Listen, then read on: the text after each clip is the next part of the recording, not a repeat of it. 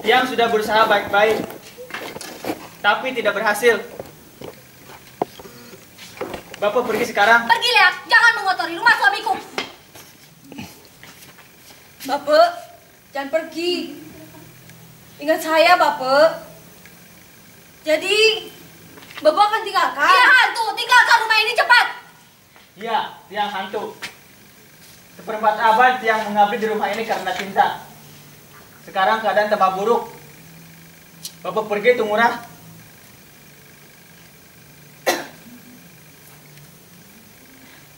Nanti dulu. Apa yang kau bawa itu? Kau mencuri barang-barangku.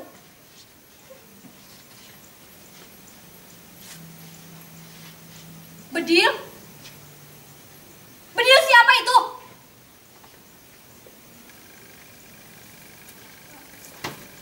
Para Jawali punya bedil waktu revolusi. Bedil ini telah banyak membunuh pengkhianat. Bedil itu kepunyaanku. Kepunyaan Gusti Biang. Ini bedil Bapak. Murah. Ambil bedil itu. Ia mencuri bedil yang kusimpan di kamar ayahmu.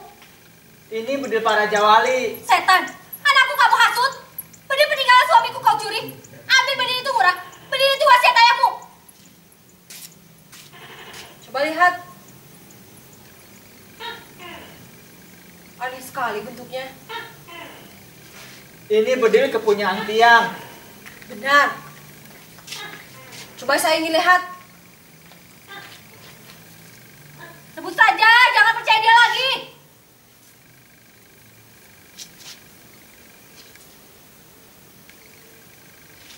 Ibu, di mana peluru yang menewaskan ayah? Tentu aku selalu membawanya sebagai jimat.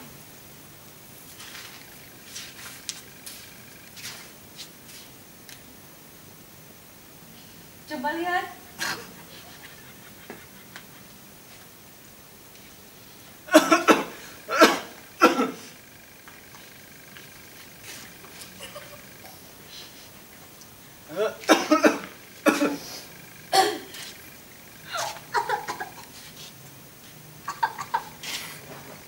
Guru ini yang telah membunuh ayah. Dokter Belanda itu membedah mayat ayah dan menyerahkan peluru ini pada ibu.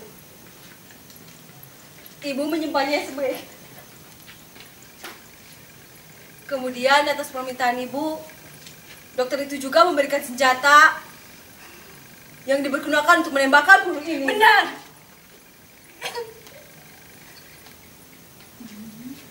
Senjata laknat ini yang telah membunuh suamiku. Nika Jahanam. Nika tidak mempunyai bedil macam ini. Tidak, usir dia, Murah.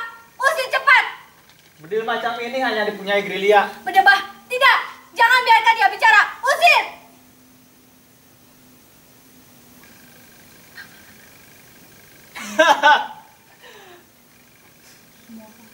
Semua pahlawan mati tertembak Nika. Tetapi dia tidak.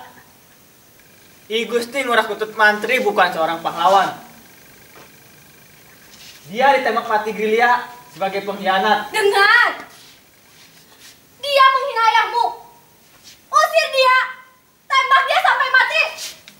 Tenang, Ibu. Coba katakan lagi suamiku pengkhianat. Coba aku pukul kau, berdebah. Dia memang pengkhianat. Leak, terkutuk kau. Sabar, Ibu.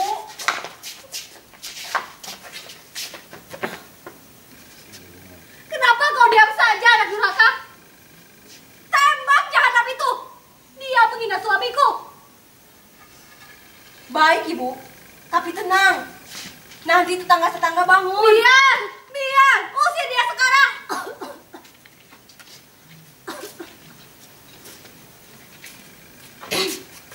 Bapak bilang ayah saya pengkhianat.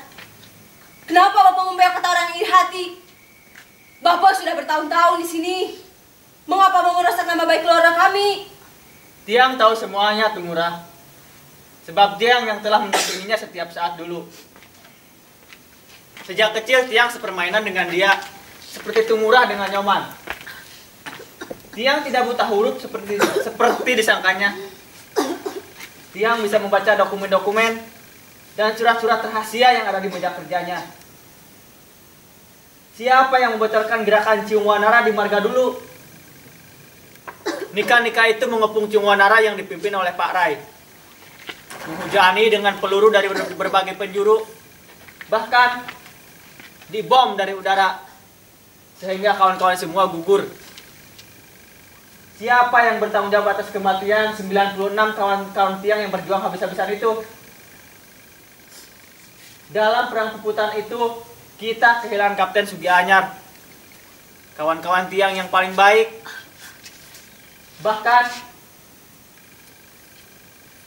kehilangan para itu sendiri.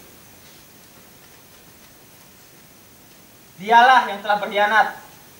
Dialah yang telah melaporkan gerakan itu semua kepada Nika. Tidak, itu semua tidak benar.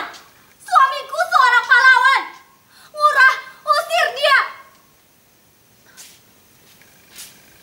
Saya tidak percaya. Jangan percaya, Lea. Bapak menghina keluarga saya. Bukan menghina, Tumurah. Begitulah keadaannya. Jasa Marga menjadi saksi semua itu. Hanya beliau dilahirkan sebagai putra bangsawan.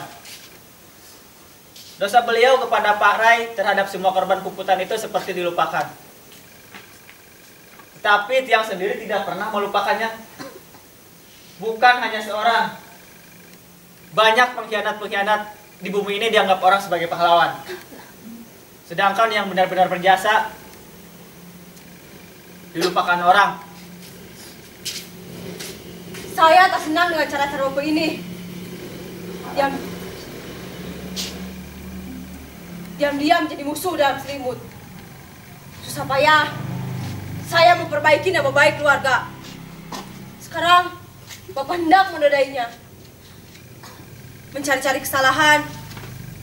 Memang gampang, Bapak. Sayang, beliau sudah meninggal. Kalau tidak, dia akan menjelaskannya. Tarik kata-kata Bapak.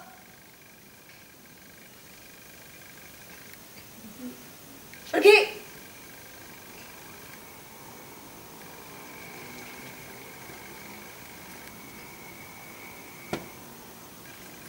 Berikan bedil itu, Tumurah. Tidak, itu bedil kepunyaanku. Kau telah mencurinya. Coba buktikan. Buktikan kalau ayah saya seorang pengkhianat. Berikan bukti yang nyata. Jangan hanya prasangka. Berikan bedil itu, Tumurah. Ayahmu ditembak nikah. Buktikan. Buat apa? Buktikan. Tiang selalu mendampinginya. Tianglah yang selalu dekat dengan dia. Dan Tiang seorang gerilya. Lalu, Aku telah sengaja melupakannya. Belanda itu telah mengungutnya. Tapi tak tahu siapa yang menembaknya.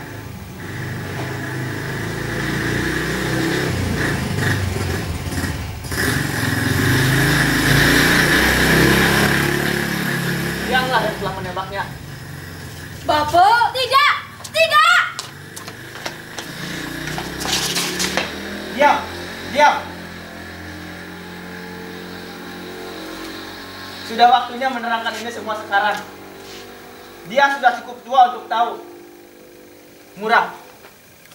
Murah mungkin mengira Ayah Murah yang sejati. Sebab dia suami sah Ibu Murah. Tapi dia bukanlah seorang pahlawan. Dia penjilat. Musuh gerilya. Dia bukanlah lelaki jantan. Dia memiliki 15 orang istri. Tapi itu hanya untuk menutupi keuangan duanya. Kalau dia harus melakukan tugas sebagai seorang suami, Tianglah yang sebagian besar melakukannya. Tapi itu semua menjadi rahasia sampai kau lahir, Murah, dan menganggap dia sebagai ayahmu yang sebenarnya. Coba tanyakan pada dia, siapa sebenarnya Ayah Murah yang sejati?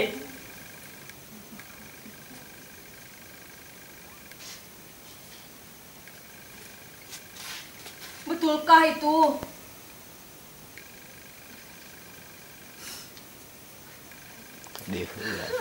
Dia pura-pura saja tidak tahu siapa laki-laki yang selalu tidur dengan dia. Sebab sesungguhnya kami saling mencintai sejak kecil sampai tua bangka ini. Hanya kesombongannya terhadap martabat kebangsawanannya menyebabkan dia menolakku, lalu kawin dengan bangsawan pengkhianat itu. Semata-mata hanya soal kasta. Meninggalkan Tiang yang tetap mengharapkannya. Tiang bisa ditinggalkan, sedangkan cinta itu semakin mendalam.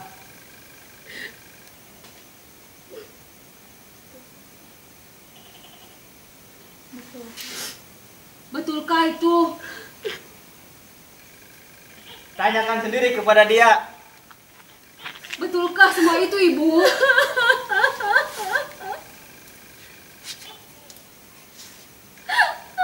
Tiang menghamba di rumah ini karena cinta. Karena cinta Tiang kepadanya, seperti cinta Ngurah pada Nyoman. Tiang tidak pernah kawin seumur hidup, dan orang-orang selalu menganggap Tiang gila, pikun, tuli, hidup. Cuma Tiang sendiri yang tahu. Semua itu Tiang lakukan dengan sengaja untuk melupakan kesedihan. Kehilangan masa muda yang tidak bisa dibeli lagi.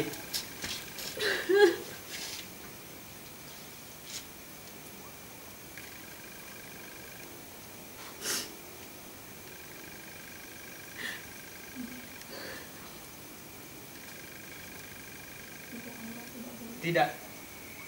Ngurah tidak boleh kehilangan masa muda seperti Bape hanya karena perbedaan kasta. Kejarlah perempuan itu. Jangan-jangan dia mendapatkan halangan di jalan. Dia pasti tidak akan berani pulang malam-malam begini. Mungkin dia akan bermalam di Daun Pala di rumah temannya. Bape akan mengurus Bapak akan mengurus ibumu. Pergilah cepat. Kejar sebelum terlambat.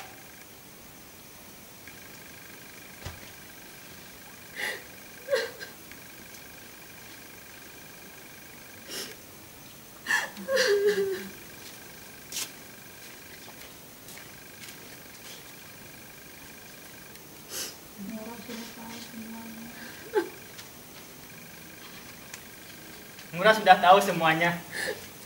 Ngurah sudah pantas mendengar itu. Tapi jangan terlalu memikirkannya. Lupakan saja itu semua. Itu memang sudah terjadi. Tapi sekarang setelah Ngurah tahu, hati kami merasa lega. Sekarang, lupakan itu semua.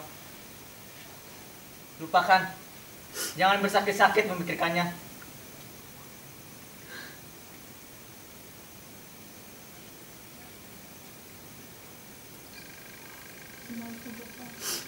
Semua itu bohong. Tiang bukan ayah Ngurah.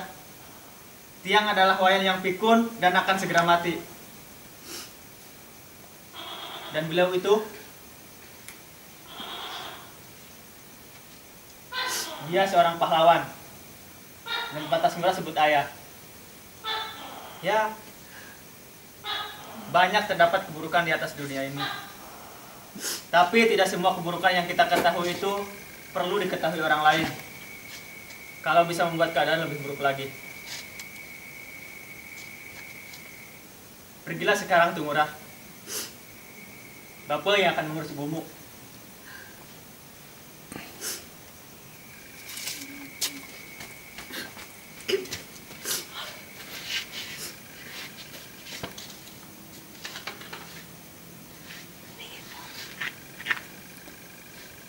Bagaimana Gusti Biang?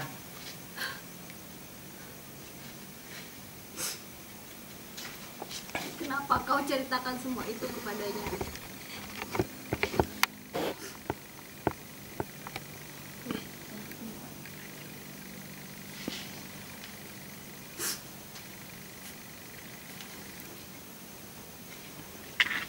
Waktu telah tiba. Dia sudah cukup dewasa untuk mengetahuinya.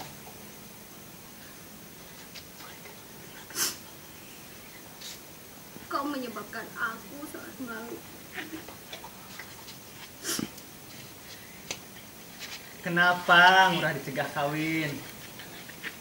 kita sudah cukup menderita karena perbedaan kasta ini. Sekarang sudah waktunya pemuda-pemuda bertindak. Dunia sekarang sudah berubah. Orang harus menghargai satu sama lain tanpa harus membeda-bedakan lagi. Bagaimana Gusti Biang?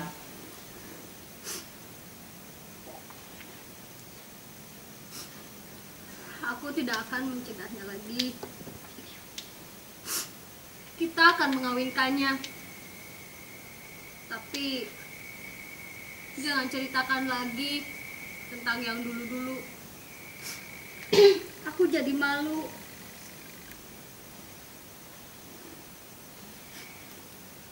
Kalau begitu, Wayan tidak jadi pergi. Wayan akan mengurusmu, Sagung Mirah. Dan kita berdua sama-sama mati. Di atas kuburan kita, anak-anak itu berumah tangga dengan baik. Sagung Mirah, Apa, Wayan? kau tetap cantik seperti Dewi Sri.